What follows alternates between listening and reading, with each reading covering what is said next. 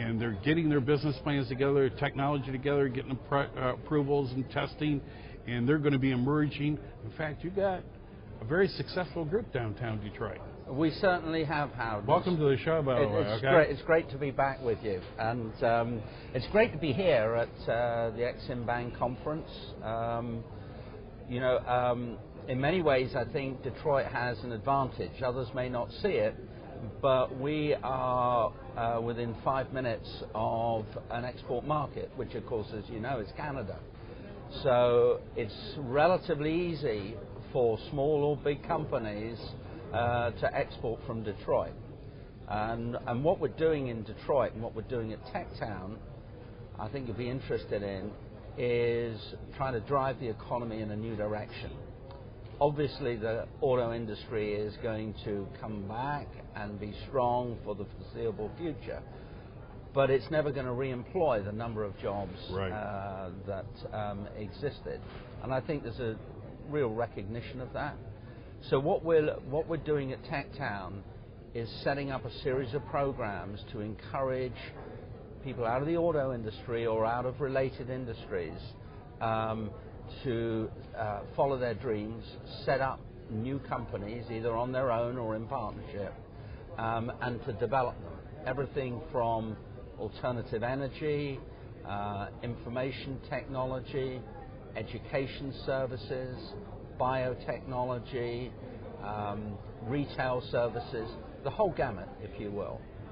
And I'm here at Ex-Im because we've set a little goal in Detroit of not just exceeding President Obama's challenge of doubling exports by 2015.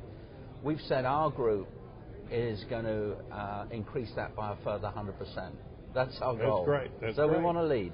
That's great. Yeah. And for you viewers out there, Randall is, of all the years I've been working with startups or working with inventors, there has never been a person I've ever met that has got this down to a T. He not only gets it, he's been an experienced businessman and very successful and took a company public. So now he's on the other side of the coin and helping these companies emerge. But he knows what they got to do on a daily basis. They got to get their act together so they can go global. And I've never seen a more competent organization and a stronger leader in this area in my life. So it's an honor to have you here. Well, thank you very much, Howard. I think, when you get right down to it, small businesses are going to face, or are facing right now, the ultimate challenge. The economists tell you that only 1 in 100 American companies are exporting right now. Now, in the last year, there's been a great improvement, as we've heard at this conference, in exporting. It's increased by something like 17%, which is terrific. But it's unrealistic to expect that 1% of the big dogs, the General Electrics, the IBMs, the Hewlett-Packards of the world, to double exports. It's got to come from an increase in exporting by small to medium-sized businesses. And one of the things that's encouraged me here is seeing the evolving attitude of Ex-Im Bank. They clearly recognize that they've got to produce products and services that address small to medium-sized companies. It was interesting to hear on one of the panels here yesterday, 3 small exporters.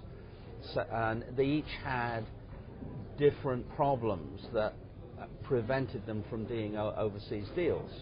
One was a lack of finance, another was a lack of insurance, and another was that they had to put up a thing called a performance bond, which, if you trade internationally, is something that you quickly learn about. Now, Ex-Im Bank was able to resolve all of those issues for those small companies and get them out in the marketplace.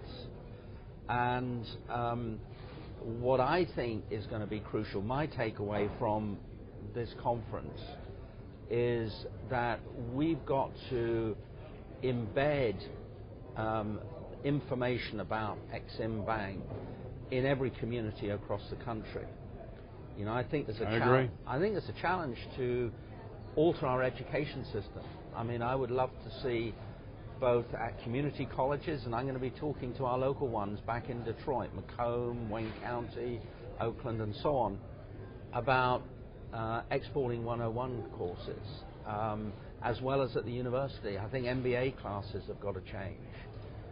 We've got to take a completely different view, both in educating and in our small companies. I agree with you. Yeah. Every small company has a CEO, that has a CFO. Why don't they have an export manager? You know, it ought to be mandatory. You know, you ought to get a absolutely tax discount or something if you have an export manager who has up-to-date knowledge of the evolving services that Exim Bank are offering. And to think of the opportunities out there, Randall, is spectacular. I mean, we're carrying about $40 billion worth of contracts for international business. Right. They're all low tech. Yeah. I mean, very, and I think this world gets kind of confused. You know, the high tech, whether it's the Microsofts or Oracles or the similar companies, they're really less than 1% of the businesses in America. Yeah. We're really low tech people. These countries are dying to get engaged with our land developers, our people that can do infrastructure, you know, roads and sewers and architectural and engineering. I mean, there's opportunities abound out there. Yeah, 70% of the world's purchasing power is outside the country, and as you said earlier, 95% of our customers. And I think one of the things we've got to recognize, they want everything, as someone said on one of the panels today, from super glue to masking tape. That's right. You know, to pens and pencils, to education systems. I mean, it's quite startling to hear this morning, you know, one of India's top businessmen talk about the explosion in educational services that India is going to require. Sure. Well, the issue is, how are they supplied? That's a wonderful opportunity for our universities, our colleges, and so on, to get involved in partnership. And would they get back, too? It's a lot of education on how to do business in those countries. Right, exactly.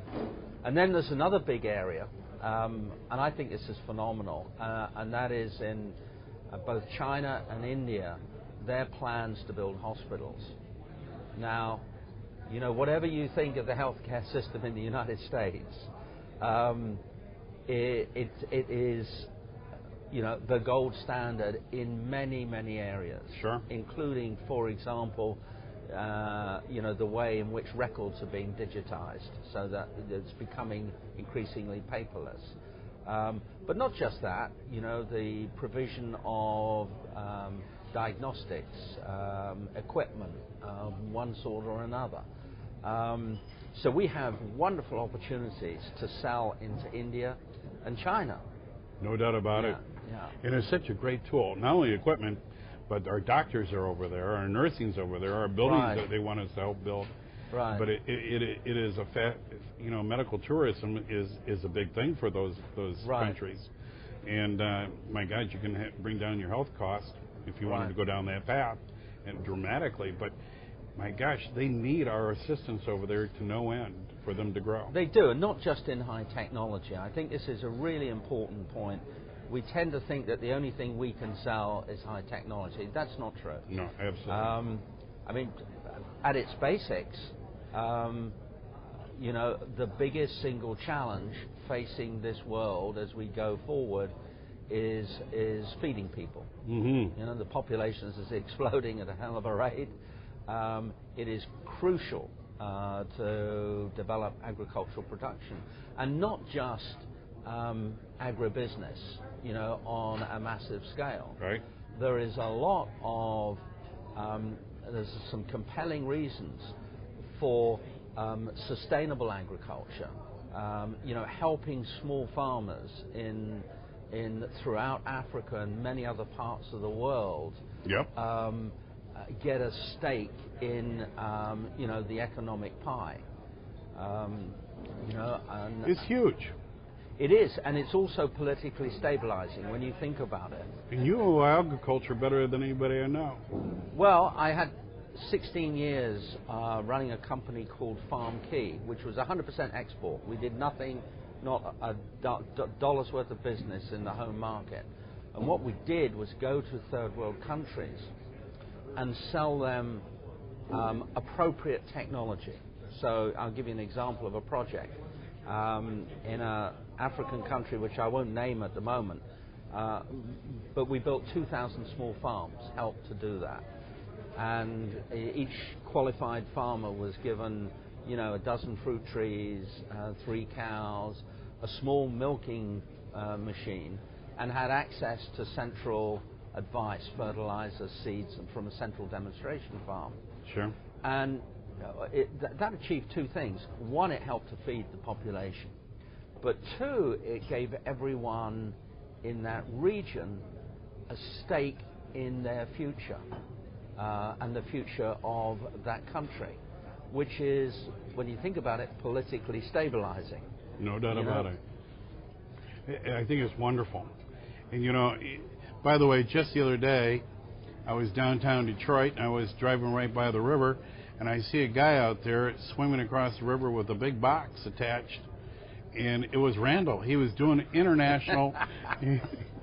He was doing international trade by swimming over to Windsor. Well, okay. Well, I'm not sure if it was me, but I certainly encourage and go across. And on Monday, I'll be going across the border just for a short meeting to talk to our friends in Canada. One of the things we have at Tech Town in Detroit is what I call the first NAFTA business incubator in the country. Can you hold that thought? Because we want to get to that. Okay? We're going to take a break, and we'll be right back. We're talking to the executive director of Tech Town in Detroit, the most progressive incubator system that I've been ever acquainted with. We'll be right back. Okay?